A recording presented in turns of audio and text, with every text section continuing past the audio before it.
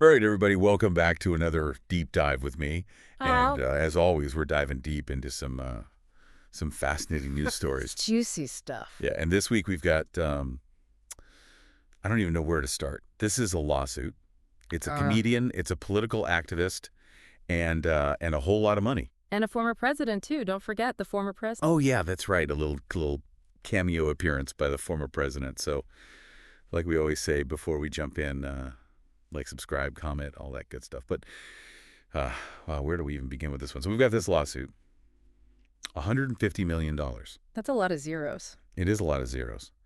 And it was filed by Laura Loomer. Now, you might remember her. She's a Yeah, pretty, she's a big name in conservative circles. A real firebrand. very outspoken. Definitely not afraid of controversy. No, no, not at all. And she's suing Bill Maher, Oh, yeah, of course, Bill Maher. real time with Bill Maher. Real time. HBO, the whole thing. Yeah, a whole 9 yards. So what prompted this massive lawsuit? Well, it all started with a joke. Maher, he's known for his edgy humor. On his show, he made a comment about leader possibly being in an arranged relationship with Donald Trump. Range relationship. Yeah, and he even went on to say, who's Trump F? I think we may have our answer this week. I think it might be Laura Loomer. Whoa. Okay, so he's implying there's some sort of strategic romantic connection going on there to potentially influence. Right, exactly. It was definitely a bold statement to make. Oh, yeah, for sure. And Loomer clearly didn't find it very funny. No, she did not. She's calling it a complete lie and is hitting back hard with this defamation lawsuit. I mean, $150 million, that's not messing around. No, it's not.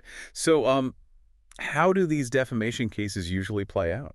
Well, in order to win, Loomer's got to prove that Maher made a false statement and that it actually damaged her reputation. The courts are going to look at whether a reasonable person would take Maher's words as fact or just, comedic hyperbole. So, like a joke. Exactly. Like, Hmm. remember that case with Hustler magazine and Jerry Falwell?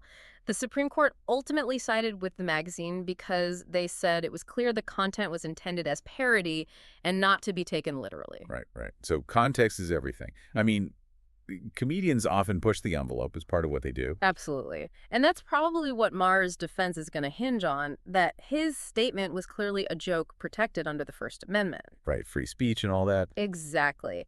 The First Amendment is all about protecting even offensive speech, especially when it comes to things like political satire. Think about Saturday Night Live. They roast politicians all the time. It's considered fair game.